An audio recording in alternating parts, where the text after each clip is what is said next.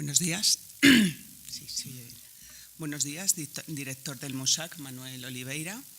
Buenos días, presidenta de la Fundación Isadora Duncan, María García. Señoras y señores asistentes a las cuartas jornadas sobre educación financiera, familiar y pobreza energética. Lo primero que me gustaría decir es gracias. Gracias a la Dirección General de Servicios para las Familias y la Infancia, que me ha encomendado pronunciar estas palabras de apertura de las jornadas, acto que conlleva para mí una gran responsabilidad y un gran honor también. Reflexionar sobre uno de los discursos más inspiradores que he tenido la suerte de leer últimamente me ha ayudado a diseñar este. Se trata del discurso titulado Vivir bien la vida, escrito por J.K. Rowling, creadora de la saga Harry Potter. La ahora muy célebre escritora decía, literalmente, no puedo criticar a mis padres por albergar la esperanza de que nunca conociera la pobreza. Ellos habían sido pobres y yo también lo fui después. Y coincido con ellos en que no es una experiencia que ennoblezca. La pobreza conlleva miedo, estrés y a veces depresión. Implica infinidad de pequeñas humillaciones y dificultades. Salir de la pobreza por tus propios medios sí es algo de lo que una pueda enorgullecerse, pero la pobreza en sí solo la idealizan los necios. Sin duda, estaba apelando Rowling a uno de los medios más eficaces para conjurar la pobreza, la educación familiar, por supuesto, también la financiera. El Ministerio de Sanidad, Consumo y Bienestar Social, al que tengo la responsabilidad de representar, viene apoyando financieramente año tras año el programa de educación financiera familiar desarrollado por la Fundación de Familias Monoparentales Isadora Duncan a través de una doble vía.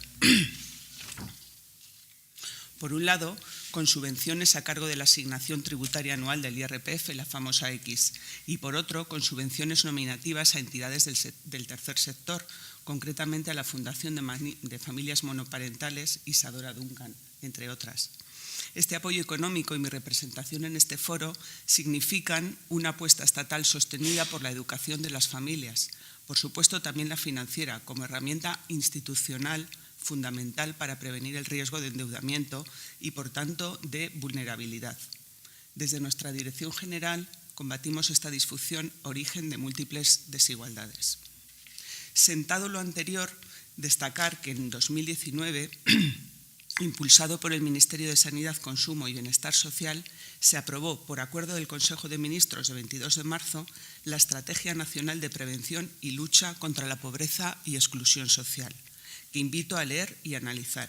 Supone una estrategia integral dirigida a todas las personas y participada por todos los actores que sitúa en el núcleo de acción en el servicio público y que devuelve su papel esencial a los servicios sociales públicos.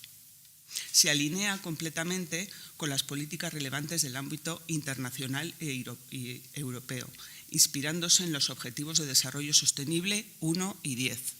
Fin de la pobreza y reducción de las desigualdades, respectivamente, de la Agenda 2020 de Naciones Unidas y en la Estrategia Europa 2020 para un crecimiento inteligente, sostenible e integrador, que aborda de forma transversal dos asuntos fundamentales, como son la protección de la infancia y de las familias, actuando especialmente sobre aquellas que tienen más necesidades o se sitúan en una situación de mayor vulnerabilidad, considerando expresamente como colectivo más vulnerable, entre otros, a los hogares monomarentales. Por cierto, al escribir esta expresión, el corrector de Office me sugirió la palabra monoparentales, pero esta sugerencia, obviamente, en este contexto la ignoré y además la agregué al diccionario, dicho sea de paso. Por otro lado, y en clave estratégica, el Ministerio para la Transición Ecológica, en cumplimiento del mandato establecido en el artículo 1 del Real Decreto 15/2018 de 5 de octubre de medidas urgentes para la transición energética y la protección a los consumidores, ha elaborado una estrategia nacional contra la pobreza energética 2019-2024. La pobreza energética supone una manifestación más del fenómeno general de la pobreza y exclusión social, cada vez más presente en la conciencia pública. Prueba de ello su inclusión también en los mencionados Objetivos de Desarrollo Sostenible de la ONU, en concreto el número 7, denominado Energía asequible y no contaminante. y en el denominado paquete de invierno de la Unión Europea, en el que destaca especialmente el borrador de la directiva que regulará el mercado interior de la electricidad, que encarga a los Estados miembros la definición de pobreza energética y cliente vulnerable. El diagnóstico de la situación que se ha reabierto para esta estrategia nacional incluye al hogar monoparental como uno de los más vulnerables y, por tanto, destinatario prioritario de la medida que se impulsa para su desarrollo. En suma, y a la vista de este gran angular institucional, ONU, Unión Europea, todas las administraciones públicas nacionales, queda claro que seguimos trabajando con profesionalidad e ilusión por la educación de las familias, por la prevención y curación de situaciones de vulnerabilidad económica y financiera, pero no solo. También por la dignidad de todas y cada una de las personas y de las familias que las componen. Y como J.K. Rowling, al final de su discurso inspirador, les deseo a todos y a todas una vida buena. Quedan inauguradas las jornadas. Muchísimas gracias.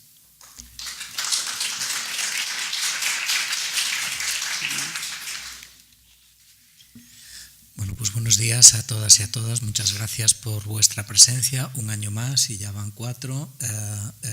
Estrenamos las jornadas de reflexión sobre la educación financiera y la pobreza energética en el museo. Es un placer, obviamente, acogerlas y doblemente, además. Primero, porque esto tiene una función social directa que afecta a la vida de las personas, y en eso cualquier institución pública tiene que estar siempre comprometida. Pero en nuestro caso, además, porque este tipo de temáticas y la relación, sobre todo, con Isadora Duncan, que tenemos a lo largo del año en múltiples actividades, reafirma algunas de las líneas de programación que tenemos en el museo. Por ejemplo, si ustedes han podido, bueno, acabamos de cerrar, no sé si han podido verla, la exposición de Wolf Hostel, un artista alemán muy relacionado con España, y en esa exposición se veía perfectamente la relación, digamos, antibelicista, anticonsumista y a favor de la igualdad y de la justicia social. Entonces, muchos de los temas que están en las exposiciones están también en formas, digamos, más discursivas o más dialógicas, como pueda ser pues estas jornadas. Espero que las disfruten, espero que también le ayuden a trazar puentes entre lo que sería el debate social y el debate artístico, y, como digo, espero que las disfruten. No, por desgracia, no les puedo invitar a ver las exposiciones porque justo estamos en un cambio. Inauguraremos el sábado, día 8, todas las salas del museo recién renovadas, y, por desgracia, pues no les puedo invitar a verlo. Les invito, eso sí, a que a lo largo del verano puedan venir y puedan disfrutar del menú expositivo que estamos preparando. Gracias.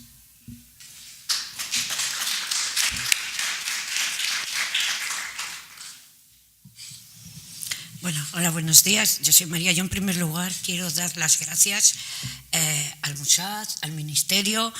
El Ministerio, sí que es verdad, nos apoya, podemos decir que prácticamente desde que Isadora Duncan nació, puesto que nació en el 84 y en el 88 conseguimos la primera subvención del Ministerio para abrir el primer recurso laico para madres solteras de este país, que ha estado funcionando, bueno, está desde el 89, pero ha evolucionado como todo, y ahora es un piso de acogida de víctimas de violencia de género. Entonces, gracias al Ministerio, porque sí hemos podido seguir avanzando.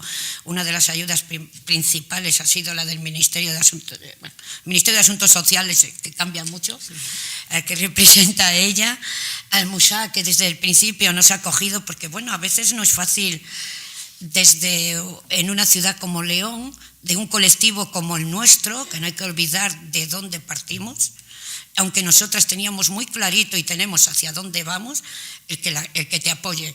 Pero bueno, gracias al trabajo de todas las madres solteras de aquella época, de la gente que nos ha apoyado, hemos llegado hasta aquí. Yo solo puedo decir gracias a todas las personas que nos han ayudado. Quedan inauguradas estas jornadas y gracias por asistir.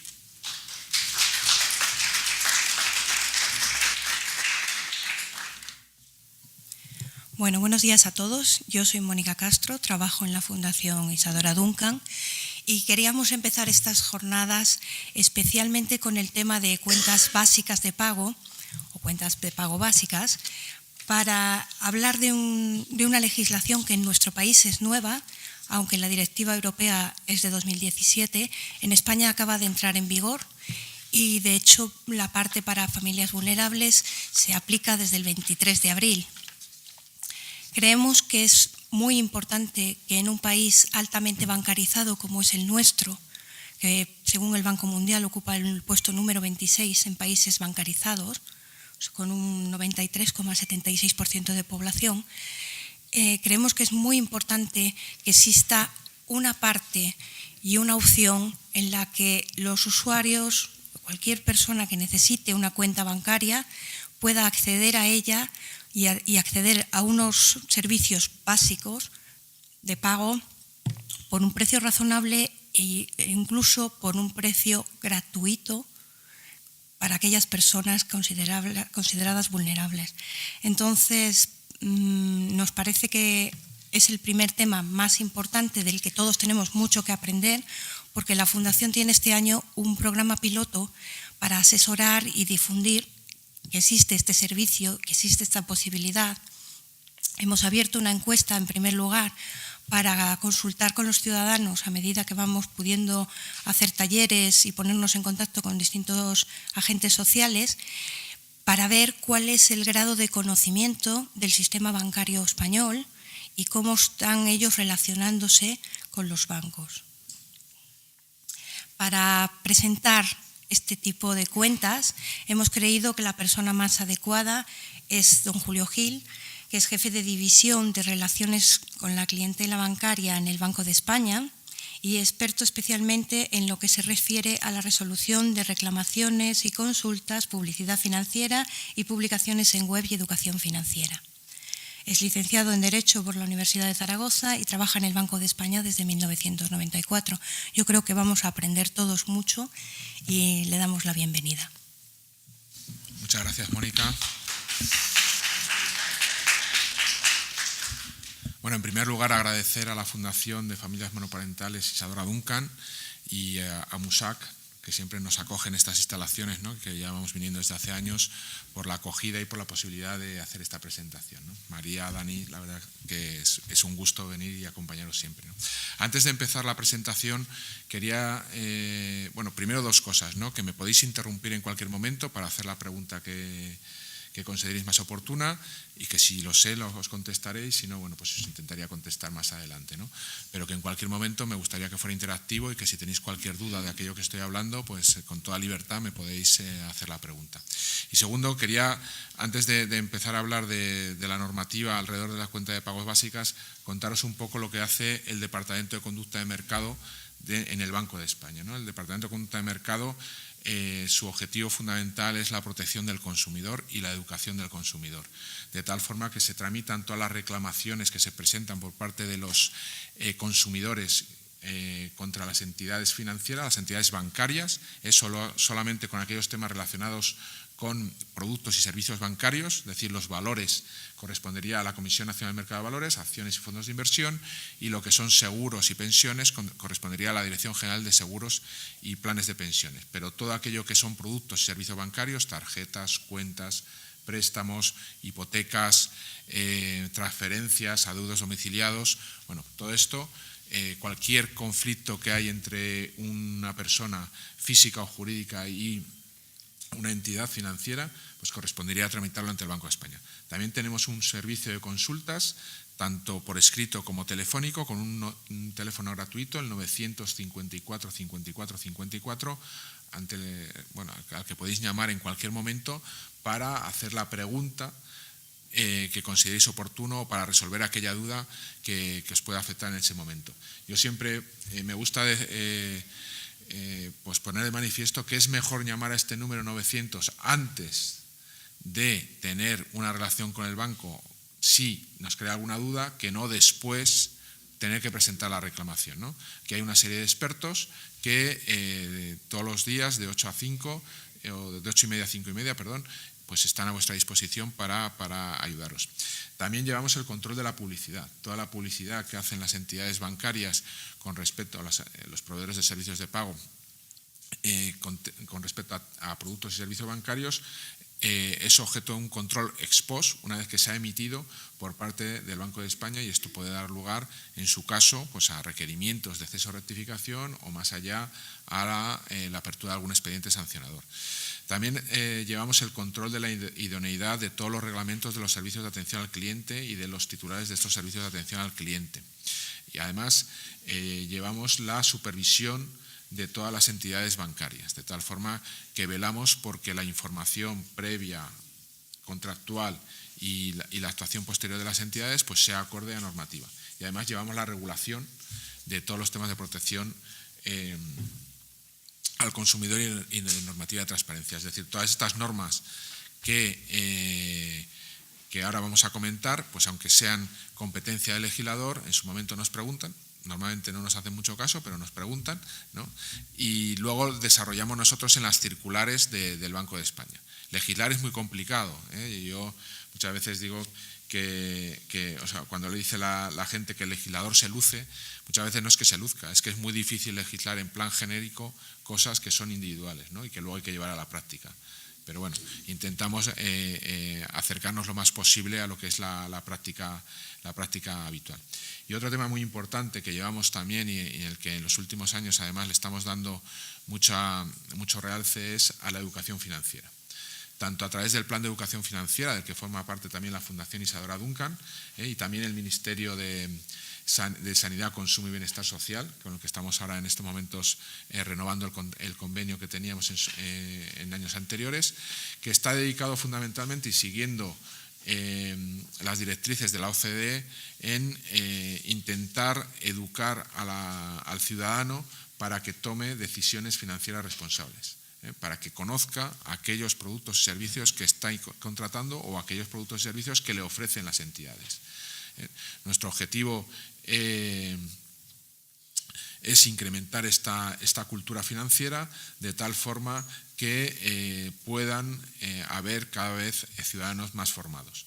Las encuestas, hemos hecho una encuesta de competencias, además del informe PISA que va dirigido específicamente a los estudiantes de la ESO, de tercero y cuarto de la ESO. Bueno, yo creo que ha salido suficientemente en la prensa. Bueno, pues tenemos mucho que mejorar, ¿no? Tenemos mucho campo para seguir creciendo y hacer que nuestros ciudadanos pues puedan en un momento dado adquirir conocimientos suficientes. Todos los años celebramos el Día de la Educación Financiera, que es el primer lunes de octubre de cada año. Este año es el 7 de octubre, en el que hay multitud de actividades por todas las provincias de España. En León también, en Valencia, a través de la Fundación de Isadora Duncan, pues habrá conferencias dedicadas. Este año el lema del Día de la Educación Financiera es la digitalización, ¿no? La digitalización, que todo el mundo la vemos como positiva, pues tiene sus aspectos negativos, ¿no? Estamos viendo la exclusión que en algunos casos la digitalización está produciendo, sobre todo en pueblos pequeños, ¿no? En que desaparecen las entidades financieras y esto hace que las personas que viven en esos pueblos pues no tengan acceso a los servicios más básicos de bancarios y tengan que desplazarse o tengan que adaptarse a utilizar los medios tecnológicos que se ponen a su disposición, ¿no? Bueno, pues en todo esto es en lo que estamos trabajando en educación financiera. Y luego tenemos el portal del cliente bancario, que es un portal web del Banco de España, en donde todas las semanas intentamos publicar 3-4 blogs, posts en el blog que tenemos para intentar pues mandar advertencias, mandar alertas, explicar cosas, conceptos sencillos, con un lenguaje muy accesible. Publicamos estadísticas, publicamos vídeos, en fin, yo os recomiendo que podáis acceder al portal del cliente bancario para que veáis. Además, se establece la posibilidad de que nos remitáis vuestras opiniones, con lo cual es muy gratificante porque esto nos hace mejorar, ¿no? Y bueno, ya metidos en materia en cuanto a las cuentas de pago básicas, quería antes de...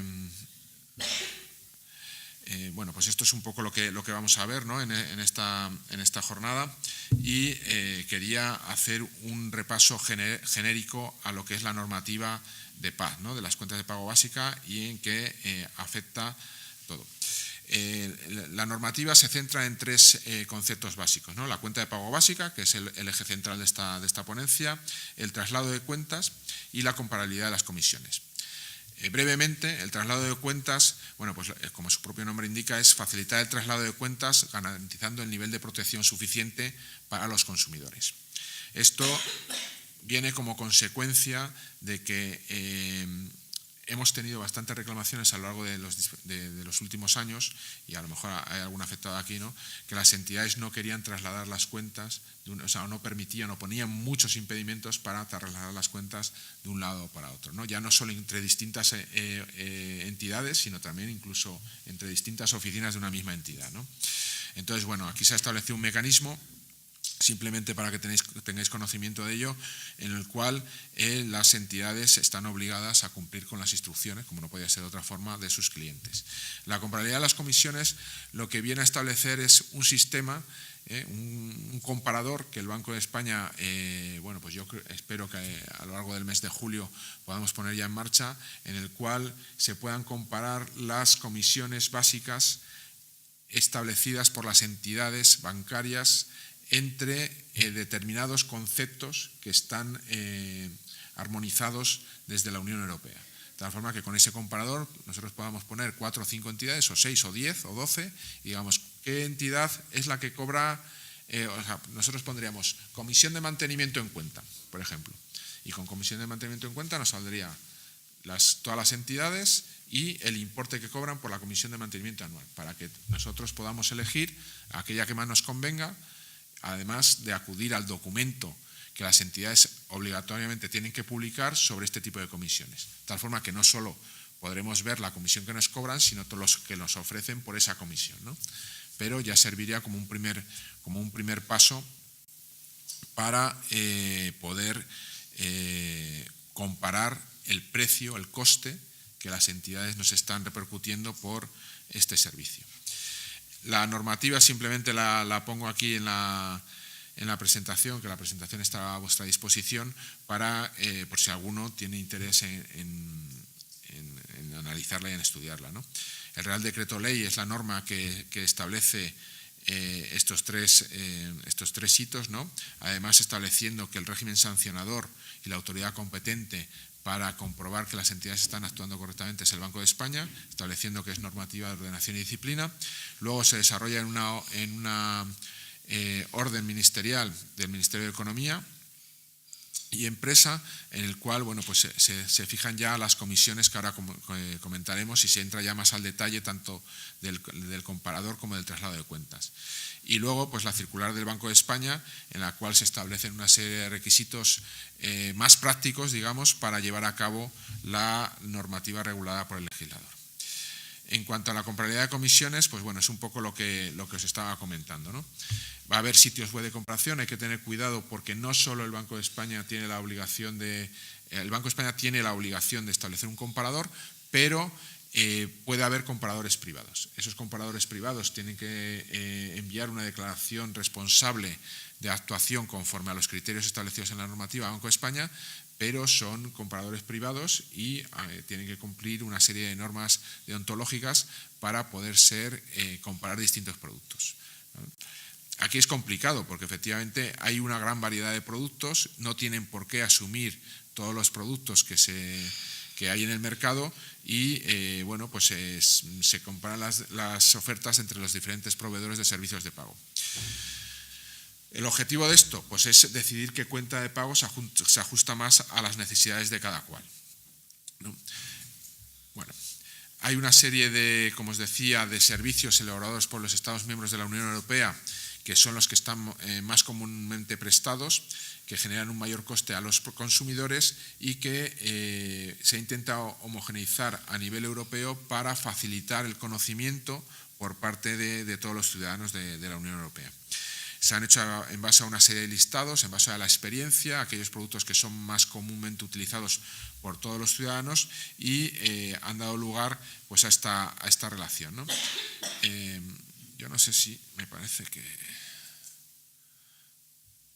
se queda cortado un poco, me parece, ¿no? La diapositiva por abajo. Bueno, Bueno, pues son el mantenimiento de la cuenta, que yo creo que todos sabemos lo que es, ¿no? La entidad gestiona la cuenta para que el cliente pueda operar con ella.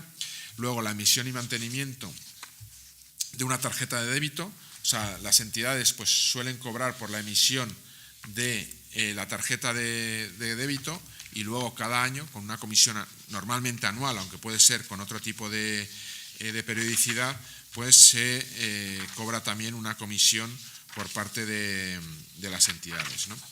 En este aspecto hay que tener cuidado, porque no todas las entidades cobran lo mismo. O sea, que cada entidad es libre en todas las comisiones para cobrar aquello que considere más oportuno. Luego está la emisión y mantenimiento de una tarjeta de crédito. Perdón, sí. Creo que si le damos aquí. Vale, fenomenal. Muy bien, muchas gracias. La emisión y mantenimiento de una tarjeta de crédito pues es exactamente lo mismo que la tarjeta de débito. Lo que pasa que en las tarjetas de crédito ya sabéis que existe una doble posibilidad, ¿no? La posibilidad de pagar el crédito a final de mes, con lo cual no te cobra ningún tipo de interés, o bien cobrarte de forma aplazada. Aquí sí que nos gusta siempre hacer una referencia expresa a las tarjetas revolving. Las tarjetas revolving son aquellas, ya afortunadamente yo creo que se van conociendo más por parte de la sociedad, son estas tarjetas que las entidades comercializan y que el pago mensual es el enganche para comercializar estas tarjetas. Es decir, tú tienes una tarjeta de crédito en la cual tú puedes ir disponiendo, pero al final del mes perdón, tienes solo una cuota que puede ser de 50 euros, de 100, de 150, de 200. Este tipo de productos son productos que si no se utilizan convenientemente, si no sabemos lo que estamos contratando, pueden dar lugar a deudas muy importantes, ¿no? Son productos que para otro tipo de operaciones sirven, sobre todo para autónomos que a lo mejor necesitan efectivo, necesitan dinero de manera inmediata y con pocos requisitos, pero hay que saber que la cuota que se tiene que pagar no puede ser una cuota que no supere los intereses que genera, porque si no, los intereses se aplican también sobre los propios intereses pendientes, y esto genera que la deuda se vaya incrementando en lugar de reduciendo, ¿no? Bueno, el siguiente concepto es el descubierto expreso. En muchas cuentas corrientes, cuando hablamos de cuentas de pago, ¿no?, que es lo que os decía un poco antes del legislador, el legislador al decir cuentas de pago intenta definir claramente qué tipo de cuenta nos estamos refiriendo. En realidad son las cuentas corrientes de toda la vida, ¿no? Las cuentas corrientes en aquellas en las que simplemente hacemos disposiciones, hay efectivo, hacemos transferencias, utilizamos la tarjeta, pero no son las cuentas propias de tarjeta de crédito, o las cuentas de préstamo, o las cuentas vinculadas a otra serie de productos. Es la cuenta corriente que en la generalidad de los ciudadanos tenemos, ¿no? O sea, cuenta para el uso de efectivo de una manera directa. Bueno, pues en estos contratos la entidad y el consumidor muchas veces pactan la posibilidad de poner la cuenta en negativo, es decir, de tener un descubierto expreso, y ahí hay que estar a las condiciones que se pacten en la propia cuenta. La transferencia, bueno, pues todos sabemos lo que es, ¿no?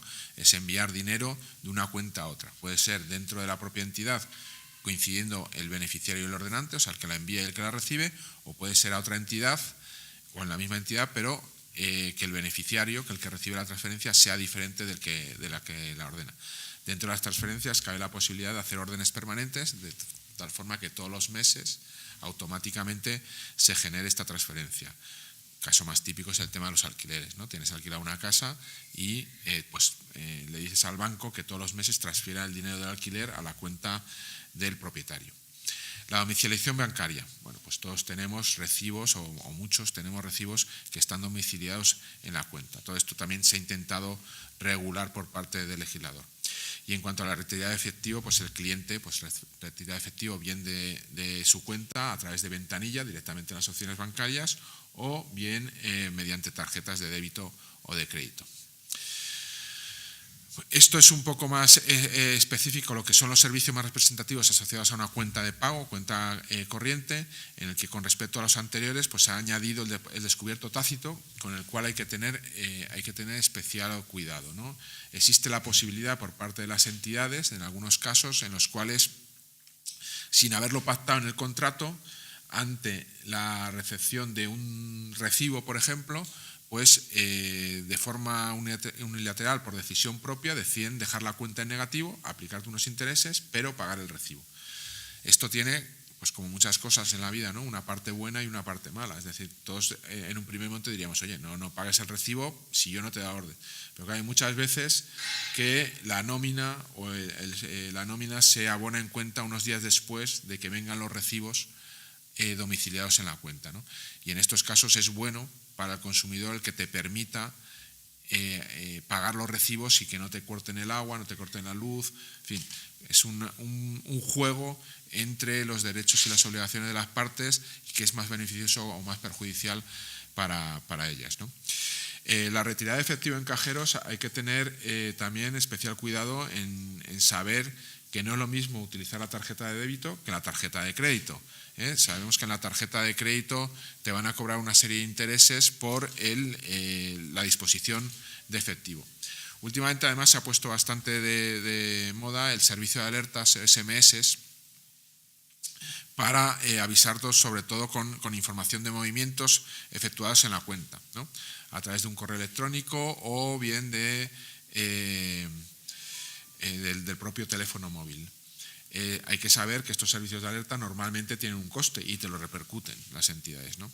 Y luego, aunque el tema de los cheques, la negociación, compensación y evolución de cheques, pues cada vez tiene menos virtualidad, es cierto que esto genera una serie de comisiones y de posibilidades de devoluciones, ¿no?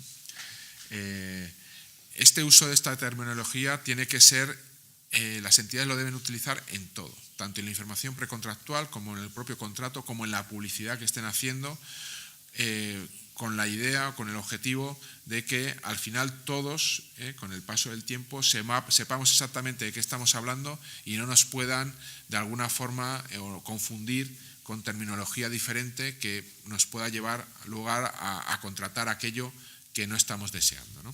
Este es el objetivo fundamental de la normativa europea. Las entidades, como os decía, tienen la obligación de establecer un documento informativo de comisiones estandarizado, de tal forma que todos van a tener el mismo formato para que nosotros podamos consultarlo y comparar y decidir con toda la documentación. Las entidades tienen cierta libertad en poner determinadas cosas en determinados espacios en blanco, pero los conceptos fundamentales tienen que estar recogidos en este documento estandarizado y además con la misma terminología. Tienen que estar a disposición de los clientes en todas las oficinas de la entidad y también en las páginas web de las diferentes entidades, ¿no? Además, en la circular del Banco de España, pues bueno, se asegura que los proveedores de servicio de pago, es decir, las entidades, sigan principios armonizados, se tiene en cuenta la peculiaridad del mercado y la tipología habitual de cuentas, de tal forma que solo se establecen 5 cuentas, ¿no?, que son cuenta joven, cuenta nómina, cuenta de pago, en fin, de determinadas cuentas. Se garantiza la comparabilidad de los documentos y se facilita la comprensibilidad de los mismos. Esto yo no sé si alguno de vosotros a consulta en el Banco de España, ya con la circular que se emitió en 2012, había un anejo, el anejo 1, en el cual se comparaban comisiones y tipo de interés.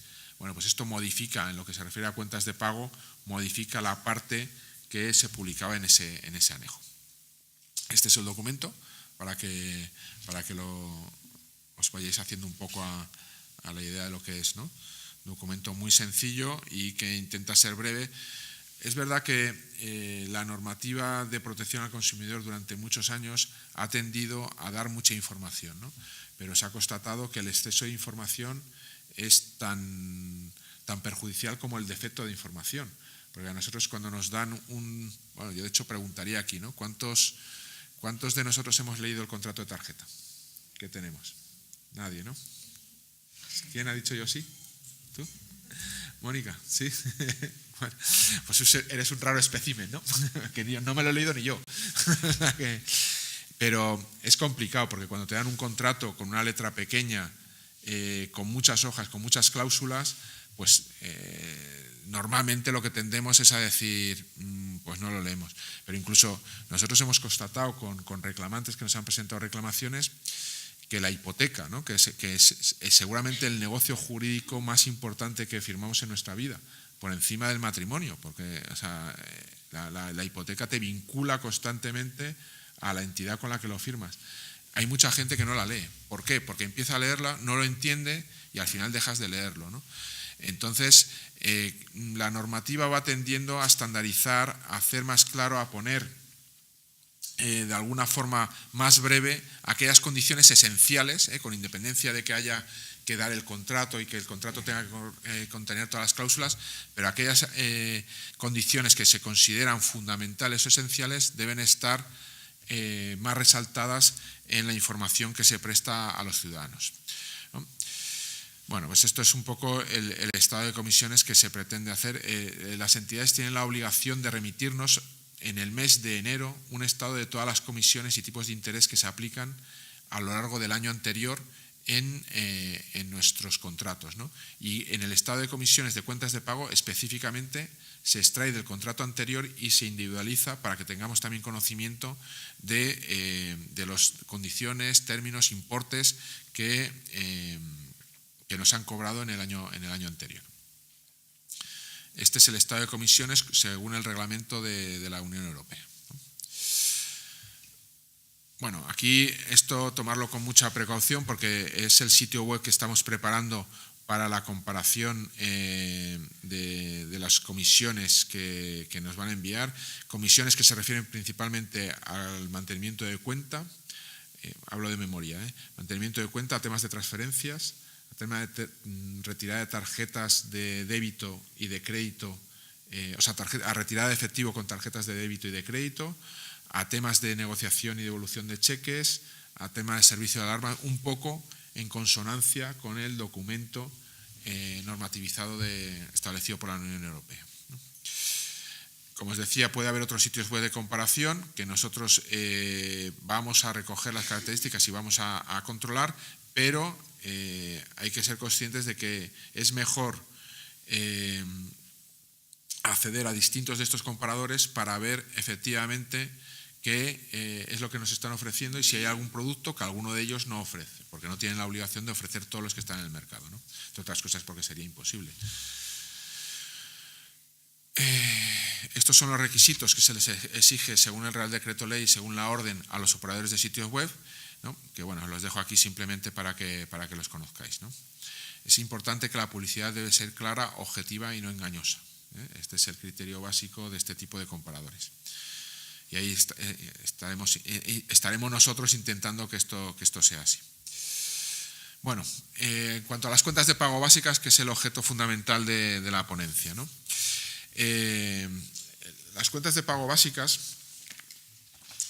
¿a quién van dirigidas? Pues van dirigidas a las personas físicas que actúen con un propósito ajeno a su actividad comercial, empresarial, oficio o profesión. Es decir, a los consumidores tal como los entendemos habitualmente, ¿no? ¿La cuenta de pago básica puede acceder todo el mundo? Pues no, solo pueden acceder aquellas personas que residan legalmente en la Unión Europea, incluidos los clientes que no tengan domicilio fijo, las personas solicitantes de asilo y las personas que no tengan un permiso de residencia pero su expulsión sea imposible. Sé que esto es complicado, ¿no? Porque muchas veces nos han planteado, ¿no? Cuando hemos estado hablando con... Bueno, pues estamos tratando de hacer también convenios con Cruz Roja, con Cáritas, y nos dicen, ¿no? Las entidades nos piden que acreditemos que la expulsión sea imposible. Esto es imposible de acreditar, ¿no? Porque tú tienes una orden de expulsión, pero sabemos que esa expulsión no se va a producir por lo menos en los próximos 2, 3, 4 años, ¿no? Nosotros lo que mantenemos es que la mejor acreditación de que la expulsión es imposible es que estás aquí en la sucursal, ¿no? O sea, estás aquí en la sucursal, de momento no te han expulsado, de momento por lo menos, ¿no? Entonces, entendemos que las entidades deben aperturar estas cuentas con independencia de que en algún momento se produce la expulsión, pues se cancelará la cuenta. pero que en ese momento se tiene que hacer. Es muy importante también saber, y muchas veces no se explica, que las entidades pueden denegar la apertura de la cuenta básica en unos aspectos que están tasados específicamente en la normativa, ¿no? Que es cuando el cliente no aporta la información requerida, dependiendo del riesgo que esto suponga, también teniendo en cuenta la normativa de blanqueo de capitales y de financiación del terrorismo. Si la apertura de la cuenta es contraria a los intereses de la seguridad nacional o de orden público, y muy importante, si el cliente ya es titular de una cuenta en España. Es cierto, y lo estamos constatando, de que hay gente que está cerrando sus cuentas para abrir una cuenta de pago básica, porque las condiciones son mejores. Bueno, es que está permitido. Siempre que no tengas una cuenta diferente en el Estado español, tú puedes solicitar la apertura de la cuenta de pago básica. Las entidades que alguien me preguntaba... Sí, dime.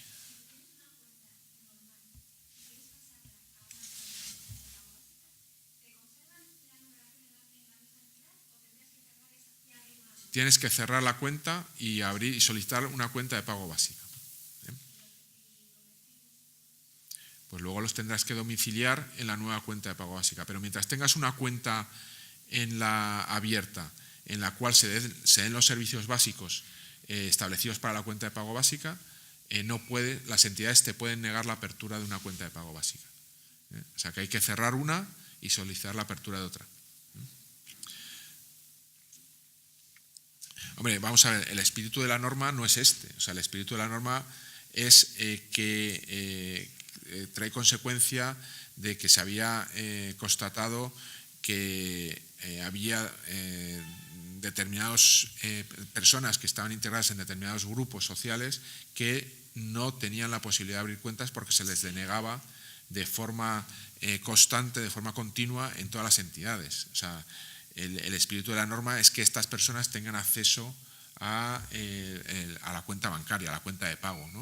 O sea, no se trata de que los ciudadanos cerremos unas para abrir la cuenta de pago básica, sino al revés, o sea, que sean cuentas solidarias de alguna forma en las cuales se permita tener en cuenta que ahora yo diría que en prácticamente ningún sitio, en muy pocos sitios, se paga en efectivo.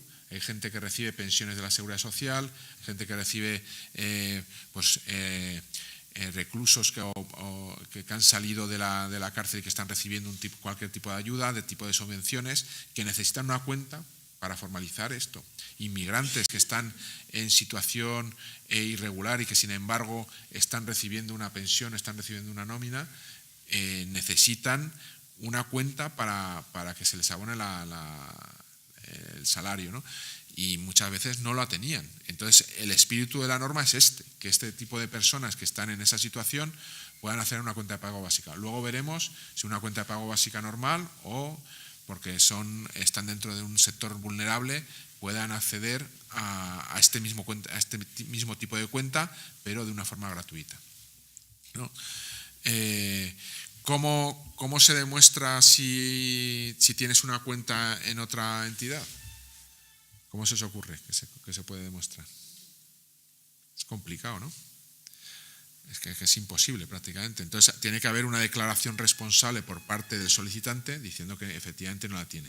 Si la entidad en algún momento, por circunstancias de la propia operatividad de la cuenta, se percatara de que tenía una cuenta anterior, podía cerrar la cuenta de pago básica, ¿no?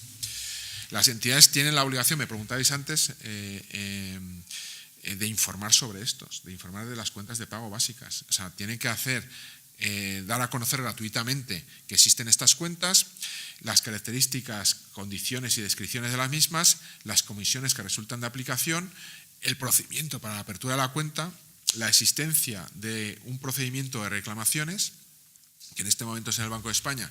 Y aquí sí que me gustaría detenerme, porque es muy importante que aquellos ciudadanos que no tengan una relación pacífica con la entidad y que tengan algún conflicto con ellos, presenten reclamación, porque la reclamación, con independencia del canuto individual que pueda tener un resultado más o menos satisfactorio para el cliente, tiene un aspecto global que es muy importante, ¿no? Que si nosotros en Banco de España recibimos muchas reclamaciones de un tema, podemos iniciar una actuación supervisora e incluso sancionar a la entidad si ésta no corrige su actuación, ¿no? Entonces, ¿cómo se presentan reclamaciones? Es muy sencillo, no hace falta tener ningún tipo de conocimiento jurídico, simplemente explicar lo que ha sucedido, enviarlo primero al servicio de atención al cliente de las entidades y si en el plazo de 15 días la entidad no te contesta o lo que te contesta no te satisface, presentar la reclamación en el Banco de España, ¿vale? En el Banco de España se puede presentar tanto por vía telemática como por escrito.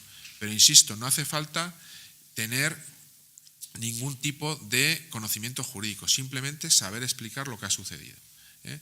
El otro día hablando con Cáritas nos decían, bueno, es que lo que hacemos nosotros es acompañar a los inmigrantes y a la gente que intenta abrir este tipo de cuentas y no se lo abren en una entidad, pues nos vamos a otra y tal. Bueno, aunque te lo abran en la tercera o en la cuarta entidad, sería conveniente reclamar a la primera, a la segunda y a la tercera que no te lo han querido abrir, ¿eh? Sé que es costoso, que no tenemos en España pues la costumbre de reclamar, sino más bien de no hacerlo, aunque afortunadamente esto va creciendo, pero y muchas veces pensamos que la actuación de las administraciones públicas, en este caso el Banco de España, pues no es todo lo eficiente o no es todo lo rápido. Es verdad que a veces nos llaman gente y dice, oye, llama al director de la sucursal y dile, ¿qué tal? No lo podemos hacer, ya nos gustaría, ¿no? No lo podemos hacer, pero sí que tiene su consecuencia a medio y largo plazo, ¿eh? En la memoria de supervisión del Banco de España, en temas de conducta de mercado, podéis ver que hemos abierto y hemos sancionado, en el portal del cliente bancario además se publicitan las sanciones, pues la semana pasada sancionamos con 6.400.000 euros a una entidad por no dar una información adecuada en temas de préstamos hipotecarios, a otra con 1.800.000. Anteriormente habíamos sancionado a varias entidades por el tema del código de buenas prácticas de deudores hipotecarios en apuros, que también formamos parte de la comisión, en el cual pues las entidades no habían informado convenientemente, algunas de las entidades no habían informado convenientemente de la existencia de ese código a los clientes que no podían pagar la cuota de la hipoteca. Es decir, que estamos en estos temas y que estamos especialmente preocupados por ellos y pues tiene sus consecuencias, ¿no? Estamos intentando disciplinar a las entidades cada vez en ello con mucho más rigor, ¿no? Y luego tiene que informarse en las cuentas de pago básicas sobre las medidas específicas para informar a los consumidores más vulnerables, que ahora veremos un poco. ¿Cuál es el régimen de comisiones? Está dividido en 2 niveles, ¿no? Para el régimen estándar serían 3 euros mes como máximo. O sea, es decir, las entidades pueden publicitar y pueden comercializar cuentas con importes inferiores. Luego os lo cuento ahora si queréis, lo que incluye como mínimo estas cuentas, ¿no? Estas cuentas, estos 3 euros al mes, estamos hablando de 36 euros al año, incluye la apertura, utilización y cierre de la cuenta, el depósito de los fondos, es decir, que tengamos ahí el dinero, la retirada de dinero en efectivo en las oficinas de la entidad o en los cajeros automáticos de cualquier país de la Unión Europea, adeudos domiciliados y operaciones de pago mediante una tarjeta de débito o prepago, también por Internet, ¿vale? Así como una serie de transferencias, incluidas las órdenes permanentes. Estos 3 euros máximos al mes incluyen hasta 120 operaciones de adeudos y de transferencias al año, de tal forma que si se superaran esas 120 operaciones podría dar lugar a que se cobrara una comisión añadida. Estos 3 euros han salido así en la normativa, pero pueden ser objeto de revisión dentro de 2 años por parte del Banco de España para ver si es una comisión que se acorde a lo que se está cobrando, hay que reducirla o hay que incrementarla, ¿vale? En cuanto a los consumidores vulnerables, bueno, pues tienen unas condiciones más favorables y, por tanto, la cuenta de pago básica tiene que ser gratuita. Gratuita, que es exactamente igual, es por 2 años y en esos 2 años, al cabo de esos 2 años, hay que volver a valorar si se está en el umbral de exclusión o no para poderlo ver. Ahora luego lo vemos, ¿no? Esto es lo que os decía de la cuenta de pago básica. 3 euros y con todos estos todos estos servicios, ¿no? No sé qué os parece, si os parecen muchos, pocos, adecuados. No es fácil muchas veces establecer, porque a nosotros nos preguntaron, ¿no?, ¿cuántas operaciones al año? No sé. Aquí lo que se intenta sobre todo es que se cumpla con el espíritu de la norma, ¿no? Es decir, que sea para personas físicas en el uso normal y habitual de una cuenta corriente. Estas cuentas no son para autónomos, ni para personas jurídicas, ni para pues otro tipo de personas que no sean consumidores, ¿no? En el Banco de España publicaremos las comisiones medias aplicadas por los servicios de transferencias y deudos domiciliados para que generar conocimiento, y las entidades nos deberán reportar esto a lo largo del mes de junio, que es cuando empezaremos a publicar ya los primeros datos. En el tema de tarjetas es importante también saber que cuando hay otra normativa que establece que cuando tú sacas dinero con tarjeta de un cajero que no es de la entidad que ha emitido la tarjeta, te pueden repercutir una comisión, que es la que te repercute el propietario del cajero. En estos casos también te la podría repercutir. Esto no afecta a este tipo de extracciones, ¿no? Bueno, y en cuanto al colectivo vulnerable, ¿en qué situación podemos determinar la vulnerabilidad de una determinada persona? Bueno, pues aquí se hace referencia, pues como en otras normativas, al IPREM, ¿no?, que es un indicador público que se toma de media para hacer este tipo de actuaciones, ¿no? Si hay una persona que viva sola, todos aquellos que cobren dos veces el IPREM, por debajo de 2 veces el IPREM, podrán acceder a las cuentas de pago básicas de forma gratuita. Si son 4 miembros, son 2,5 veces el IPREM, y si es familia numerosa, 4 miembros o más, sería 3 veces el IPREM. Las entidades tienen 30 días para resolver, y la cuenta de pago básica, como os digo, es gratuita. Dime, Dani.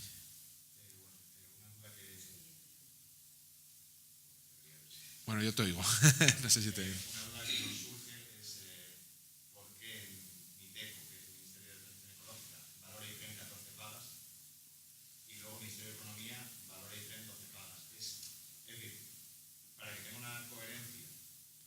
Aquí se valoran 14 pagas. Sí.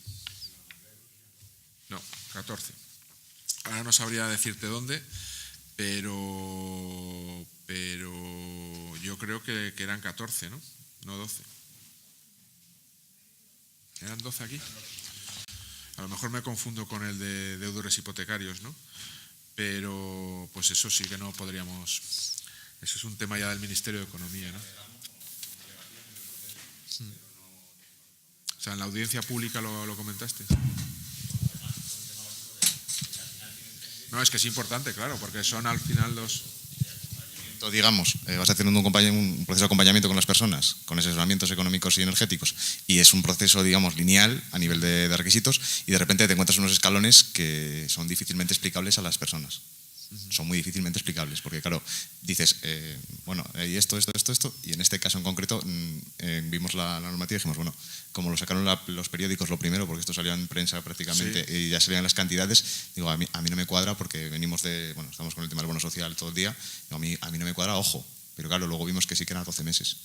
Fíjate, yo es que era consciente de que al final se había aceptado lo de los 14 meses, pero efectivamente, creo que lo viene en el anteproyecto de norma ¿no?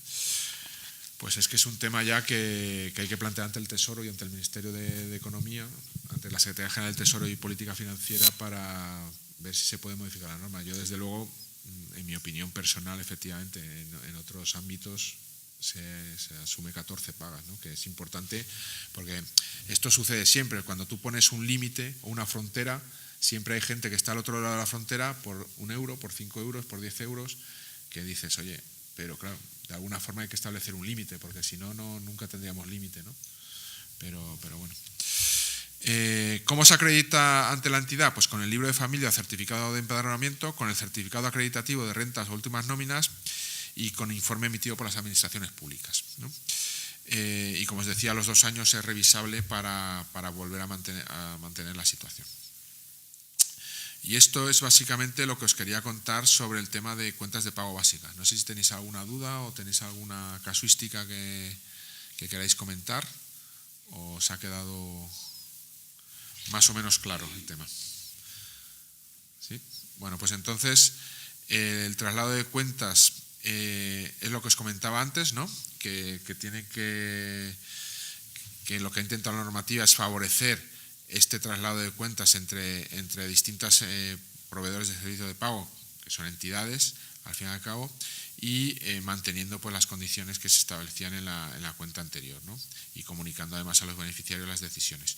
Es cierto que en las cuentas de pago básicas, que no os he comentado y que me viene a la cabeza, las entidades pueden resolver el contrato. O sea, pueden resolver el contrato cuando la cuenta se utilice para fines ilícitos, para cuando durante 24 meses consecutivos no se haya realizado ninguna operación en la cuenta, cuando el cliente haya facilitado información incorrecta y la entidad lo detecte, aunque sea con posterioridad, el cliente no resida en la Unión Europea legalmente, o posteriormente se abra una cuenta. O sea, es decir, no vale abrir la cuenta de pago básica y luego decir, bueno, pues luego ya abro otras cuentas en otras entidades.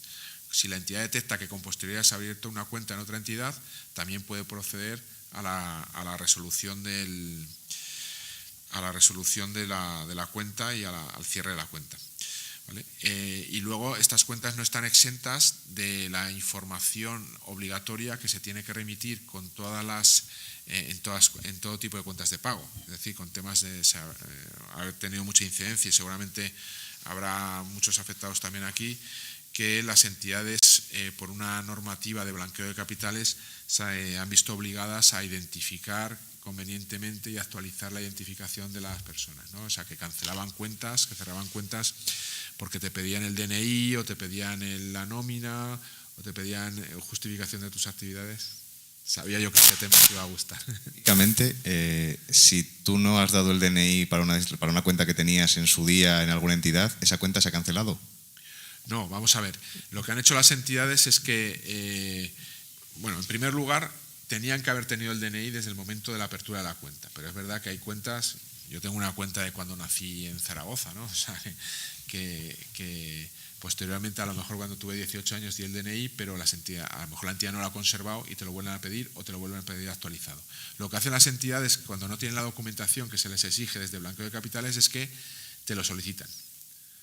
Y tienen que solicitarte y conseguir que tú les entregues la documentación. Si después de hacer todo esto, y además lo tienen que justificar, que realmente han estado haciendo estas actuaciones, no tienen la documentación, sí que tienen que proceder a cancelar la cuenta, más que nada porque son responsables de que esa cuenta se utilice para una finalidad delictiva, ¿no? O ilegal. Es que en mi caso concreto, cuando estábamos en época universitaria, teníamos una cuenta y cada uno éramos de una parte de España. Uno era de Benidorm, otro era de Toledo, estaba yo que era de aquí de León y una cuenta conjunta y otro de Medina del Campo. Entonces, Caja España tenía, pues donde vivía yo en Valladolid, tenía una oficina pues más o menos en cada calle, una cosa así, que era en Huerta del Rey. Y de un día para otro cerraron las oficinas y aquello empezó a ser como que quisimos cerrar la cuenta y nos dijeron, tenéis que ir a la oficina donde la hicisteis. No existía la oficina. Después, tenéis que ir a un Caja España, porque les explicamos, cada uno vive en una ciudad de España ya, o sea, ya no estamos juntos, nos hemos disuelto como grupo. Entonces nos dijeron, tenéis que ir cada uno a una Caja España y cerrarlas a la vez. Digo yo, sí, juntar los anillos de poder y cerrarlo a la vez.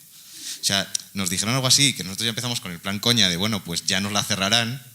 Y pues ya llega un punto, claro, estoy haciendo asesoramiento y educación financiera para las personas y digo, yo es que a lo mejor tengo una cuenta con un pufo ahí, yo que sé, de vete tú a saber que a lo mejor le debo dinero a Caja España que quebró por mi culpa.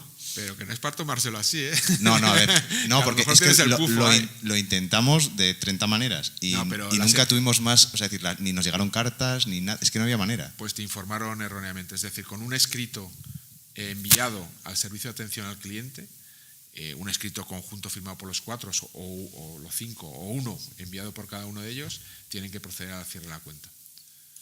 De hecho, tú lo que puedes hacer a nivel individual, porque también se plantea esto en muchas ocasiones, es que tú tienes una cuenta con determinadas personas y no quieres, porque has roto la relación con estas personas, no quieres seguir siendo titular de esa cuenta. Tú envías un escrito al servicio de atención al cliente y te tienen que sacar de esa cuenta, dejar de ser titular. Pero no hace falta sé que lo dicen las entidades o algunas entidades, lo sé, pero no hace falta ni es necesario, simplemente con enviar el escrito al servicio de atención al cliente es más que suficiente. O sea que, eso.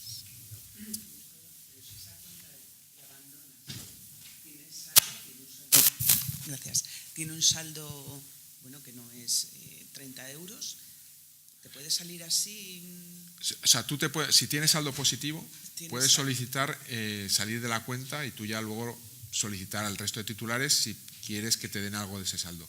El único problema es si tiene un saldo negativo o una deuda, que entonces la entidad sí que se puede negar a cancelar la cuenta, porque estás obligado al pago de la totalidad de la deuda si eres titular solidario, ¿no? Pero tú tomas la decisión. Tú imagínate que tienes una cuenta con 300 euros y dices, mira, prefiero perder la parte que me corresponde, los 60 euros de la cuenta, que seguir siendo titular de esa cuenta con otras 4 personas con las que he dejado de tener relación, porque el riesgo es grande. O sea, es decir, nosotros recibimos, bueno, yo siempre, las personas que hayáis estado aquí en años anteriores que he venido, a lo mejor hoy es la misma anécdota, pero siempre la cuento, ¿no? Yo creo, una de las primeras reclamaciones que yo tramité era una chica de Sevilla que tenía una cuenta con su novio que tenían, pues no sé si 7 millones de pesetas, y de repente desaparecieron los 7 millones de pesetas y el novio. Y la cuenta era de titularidad conjunta, o sea, solidaria por parte indistinta por parte de los dos, y no pudimos hacer nada porque él tenía derecho a irse y a llevarse el dinero que era suyo además, porque allí se abonaba la nómina de la chica, no del chico, ¿no? Entonces, tú eres responsable solidario en la cuenta de todas las deudas y tú tienes derecho a todo el capital, pero si tú quieres renunciar a ese capital con tal de irte para evitar pufos futuros, pues lo puedes hacer y la entidad no lo puede negar. Solo lo puede negar si dice, no, oye, mira, es que aquí hay 50 euros o 100 o 1000 o 200.000 que hay que pagar. En ese caso sí que puede decir la entidad, mientras no se pague esto, no cancelo la cuenta. Pero en el otro caso lo puedes hacer perfectamente. Es que estoy pensando en las cuentas que mencionabas antes de nacimiento de hijos, cuando los hijos ya crecen, se hacen mayores de edad y padre o madre deciden salirse para dejar de titular único al mayor de edad, y puede que esa cuenta, bueno, pues tenga ya un saldo considerable, y estoy pensando en Hacienda y su impuesto de donaciones en este caso. Quiero decir, habrá que hacer alguna formalidad más, no solamente salirte, sino ser consciente de que estás dejando la parte de titularidad que te correspondía. Sí, bueno, desde el punto de vista de Hacienda tiene su repercusión, pero la entidad lo que hace es que con la carta, o sea, porque lo tiene que hacer por escrito. Y al revés también. Sí, al revés igual, claro. La entidad, vamos a ver, desde el punto de vista de la entidad no adquiere ninguna responsabilidad.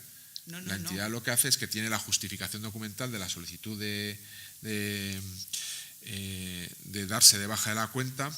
¿Qué pasa? Que aquí siempre hay conflictos contrapuestos, porque claro, tú me estás diciendo esto, ¿no? Que tienes razón, que efectivamente si a efectos fiscales, si la gente es consciente de las consecuencias. Sí, efectivamente. Lo que pasa es que a efectos fiscales la agencia tributaria tiene una serie de indicadores en los cuales a partir de un determinado importe, pues estas cosas le saltan y pide justificaciones, ¿no? Pero tú ponte en el caso contrario, ¿no? Que tú tienes una cuenta con tu pareja y rompéis. Y tu pareja hace un uso indebido de esa cuenta con tarjetas, con disposiciones y tal, y tú no puedes estar obligado a mantener esa cuenta para siempre. Tienes que tener la posibilidad de cancelar en algún momento dado, porque si siempre requiriera el consentimiento de los dos, pues el otro día, ¿no? A mí me va bien, ¿no? La otra persona. Entonces, claro, hay temas, pasa lo mismo, que luego yo creo que la charla habla del derecho de sucesiones, pasa lo mismo con las testamentarías, con el importe, con los saldos que existen en las cuentas cuando fallece uno de los titulares. Claro, aquí hay mucha jurisprudencia del Tribunal Supremo, el criterio nuestro de Banco de España ha ido cambiando a lo largo de los años porque es difícil el determinar, decir, ¿qué es mejor? ¿Que cuando yo tengo una cuenta con mi pareja y yo fallezco, mi pareja pueda disponer del 100%, del 50% o de nada? Pues claro, cuando ves los casos individuales dices, pues mira, en este caso individual, en la generalidad de los casos, pues nosotros entendemos que es mejor que pueda disponer del 100%. ¿Por qué? Porque normalmente esas cuentas son, o sea, cuando tú abres una cuenta, o debería ser así, no siempre es así, pero debería ser así, cuando tú abres una cuenta con una persona de manera indistinta, tú lo que estás haciendo es un voto de confianza en esa persona. Ese voto de confianza no puede quebrar porque uno de los titulares fallezca, sobre todo si la otra parte no tiene otra cuenta donde se reciban los ingresos y puede quedar bloqueada, o esa cuenta tiene una serie de domiciliados, o sea, tiene domiciliados los recibos del agua, de la luz, tal, que si se bloquean y no se pagan pueden dar lugar a una serie de costes importantes, ¿no? Entonces, ahí hay fronteras que efectivamente quedan ahí un poco descuidadas, pero es cierto, y además nos consta que la agencia tributaria tiene detectadas cuentas por determinados importes para evitar el tema de las donaciones, ¿no? ¿Me están diciendo que corte? ¿La última o no? Sí. Yo querría formular una pregunta. En Andalucía, concretamente, hay una norma que fue dictada por la actual ministra de Economía antes de su salida al Gobierno de la Nación y que permitía, entre comillas, porque no lo tenemos muy claro, esto es tremendo lo que voy a decir, inmovilizar las cuentas de aquellas personas que se sospechase que podían morir. Eso está tal cual. Es decir, o sea, no que se haya muerto, que haya donado, no. Si sospechamos que esta persona pues va a fallecer, para evitar movimientos de la cuenta, podemos inmovilizarla. Eso está publicado. No se han atrevido todavía a hacerlo, pero ¿eso es legal? Bueno, legal, vaya pregunta. Claro, es que la misma que hacemos y los juristas dicen, chicos, nos pillan, si es ¿no? legal o no la tendrá que determinar los tribunales, ¿no? Desde luego, como criterio Banco de España no existe esa legalidad, ni en ninguna norma de rango superior que yo conozca existe la posibilidad de regular eso. Entonces, ante una acción del banco se podría reclamar y tendrían que liberar, ¿no? Se podría reclamar y la resolución del Banco de España sería favorable al cliente. Ahora, también es verdad, y poniéndote en la posición de los bancos, que hay muchas veces que nos dicen, oye, a mí me da lo mismo, porque en estas situaciones es verdad que los bancos no tienen una posición. Dicen, a mí me da lo mismo lo que tenga que hacer, pero dime lo que tengo que hacer, porque claro, si tú me dices que hay que hacer esto y hay otra ley autonómica que me dice esto otro, al final tú me das la razón, pero voy al tribunal y no me das la razón. Entonces, hay algunas normas autonómicas que efectivamente chocan con normas más generalistas.